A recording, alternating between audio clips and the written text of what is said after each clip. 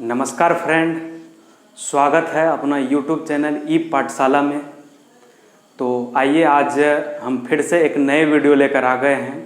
जैसा कि आप लोग को पता है कि हम लोग जो है 12th क्लास का जो है बायोलॉजी पढ़ रहे थे, उसमें भी फर्स्ट चैप्टर पढ़ रहे थे जीवों में जनन, जिसमें हम लोग जो है जीवों में जनन कैसे होता है और जनन का जो है क्यों योगदान होता है, क्या योगदान होता है और जनन क्यों ज़रूरी है, और जनन का जो प्रकार में भी हम लोग पढ़े थे कि जनन दो प्रकार का होता है, लैंगिक जनन और अलैंगिक जनन।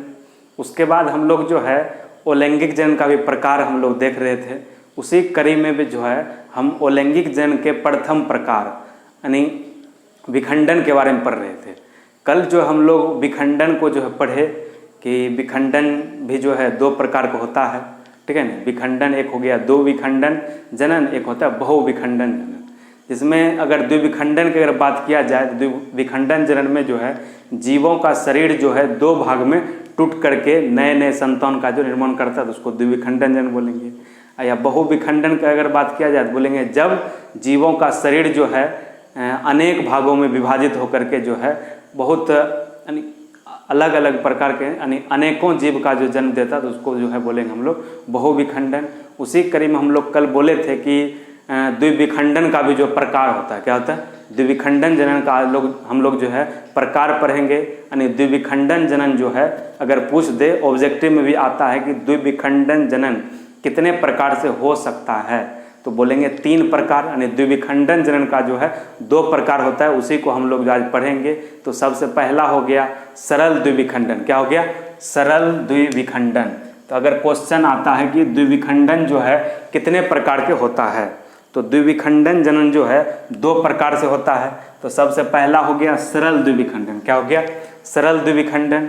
दूसरा हो गया अनुप्रस्थ द्विविखंडन और तीसरा हो गया अनुदैर्घ्य द्विविखंडन। तो याद रखना है तीनों का नाम।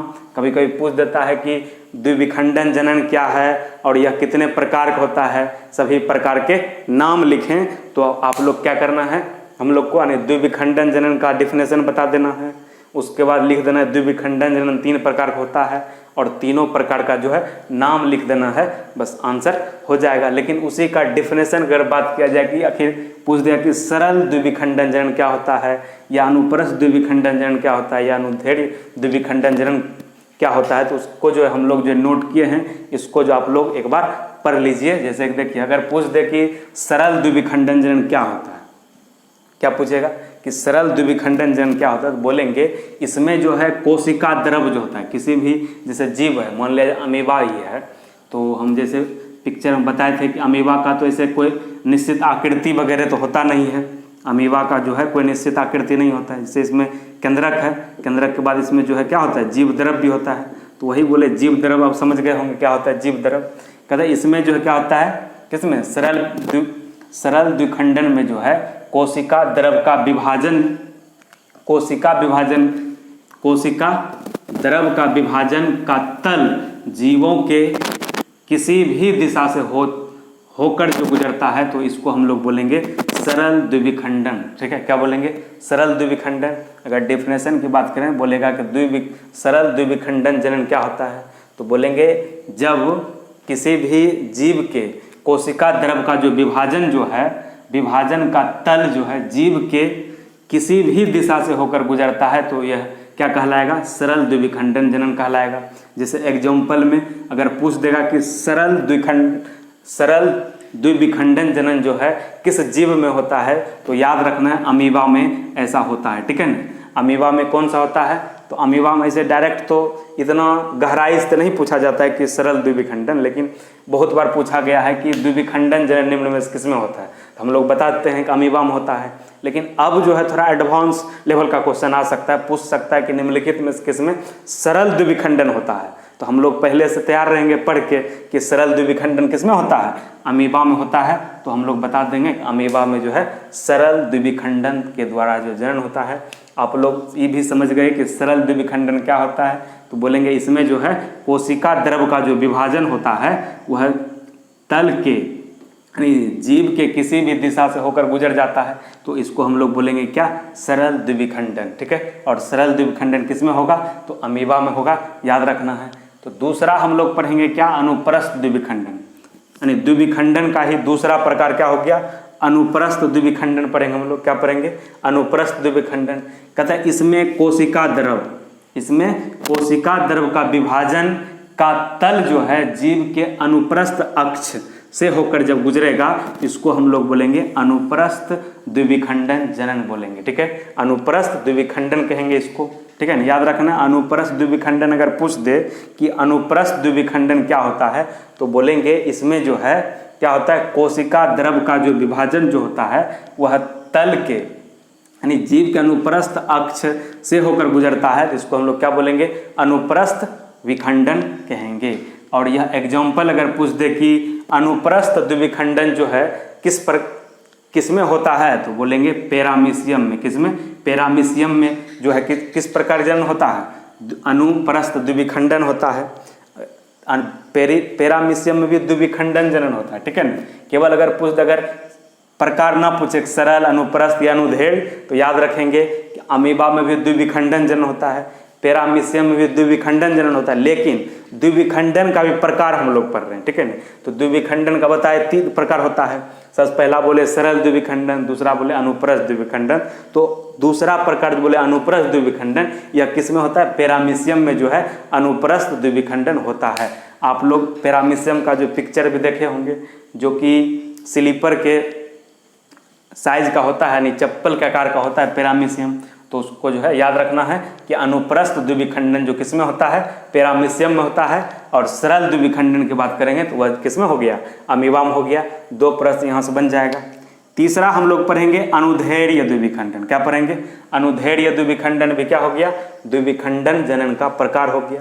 कहता है इसमें जो है कोशिका द्रव का जो विभाजन होता है, कोशिका द्रव का विभाजन का जो तल जीव के अनुप्रस्थ अनुदैर्घ्य अक्ष से गुजरता है, इसलिए इसको क्या बोलेंगे, अनुदैर्घ्य द्विविभाजन बोलेंगे। क्या बोलेंगे, अनुदैर्घ्य द्विविभाजन बोलो या द्विविखंडन बोलो, द्विविभाजन या द्विविखंडन सेम ही है। ठीक है, याद रखेंगे। अगर पूछ दे कि अनुदैर्घ्य द्विविखंडन क्या है, तो बोलेंगे इसमें जो है कोशिका द्रव का जो विभाजन क्या होता है, तल यानी जीव के अनुप्रस्थ अक्ष से गुजरता है, तो इसलिए इसको क्या बोलेंगे, अनुदैर्घ्य द्विविभाजन या द्विविखंडन कहलाते हैं। अगर पूछ दे कि अनुदैर्घ्य द्विविखंडन जो है किस जीव में होता है, तो एक जीव है का नाम आप लोग सुने होंगे, युगलिना। क्या है, युगलिना, यानी युगलिना में भी जो है क्या होता है, द्विविखंडन जनन होता है। अगर सिंपल द्विविखंडन जनन वाला अगर पूछ दे, अमीबा, पैरामीशियम, युगलिना में द्विविखंडन होगा, लेकिन द्विविखंडन का भी जो है हम लोग प्रकार पढ़ रहे हैं, इसलिए याद रखना। अगर पूछ दे कि अनुप्रस्थ द्विविखंडन जो है किस प्रकार के जीव में जो है पाया जाता है, तो बोलेंगे युगलिना में जो है पाया जाता है द्विविखंडन जनन। क्या कौन पाया जाता है, द्विविखंडन जनन जो है किसमें पाया जाता है, युगलिना में। तो याद रखना, इससे 3 प्रश्न बनता है। ऑब्जेक्टिव दृष्टिकोण से जो है यह बहुत ही महत्वपूर्ण है। तो सबसे पहले तो ये पूछ सकता है कि द्विविखंडन जनन किस जीव में होता है, तो 3 को याद रखना है कि अमीबा हो गया, पैरामीशियम हो गया, युगलिना हो गया, ये तो हो गया द्विविखंडन में। अगर द्विविखंडन का हम लोग प्रकार भी पढ़े कि द्विविखंडन जो है 3 प्रकार का होता है, एक हो गया सरल द्विविखंडन, एक हो गया अनुप्रस्थ द्विविखंडन, एक हो गया अनुदैर्घ्य द्विविखंडन।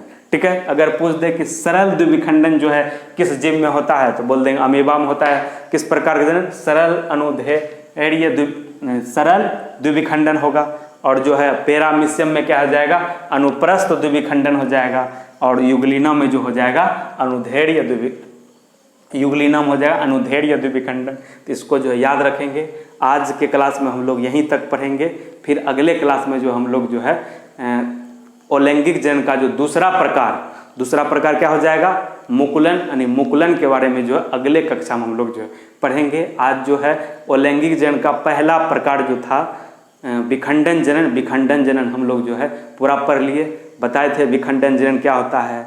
विखंडन जनन का हम लोग प्रकार भी पढ़े थे कि विखंडन जनन जो है 2 प्रकार का होता है, एक बताए द्विविखंडन, एक बताए बहुविखंडन। फिर उसके बाद द्विविखंडन का भी प्रकार हम लोग पढ़े कि एक पढ़े सरल द्विविखंडन, एक पढ़े अनुप्रस्थ, एक पढ़े अनुदैर्घ्य। तो इस तरह से तीनों का एग्जाम्पल भी हम लोग पढ़े। तो आशा करते हैं कि यह वीडियो आपको बहुत अच्छा लगा होगा। हाँ, यदि अच्छा लगा तो यह वीडियो को जो अपने अधिक से अधिक दोस्तों के साथ शेयर करें, और आपका यही सहयोग का ज़रूरत भी है। ठीक है ना। यदि आप इस चैनल पर जो पहली बार इस वीडियो को देख रहे हैं तो इस चैनल को जो है सब्सक्राइब करके रखें, ताकि भविष्य में आने वाले सभी वीडियो का नोटिफिकेशन जो आपको मिलता रहे और आप एक भी वीडियो मिस ना कर पाएँ। तो ठीक है, धन्यवाद मित्र, यानी यह वीडियो देखने के लिए बहुत बहुत धन्यवाद।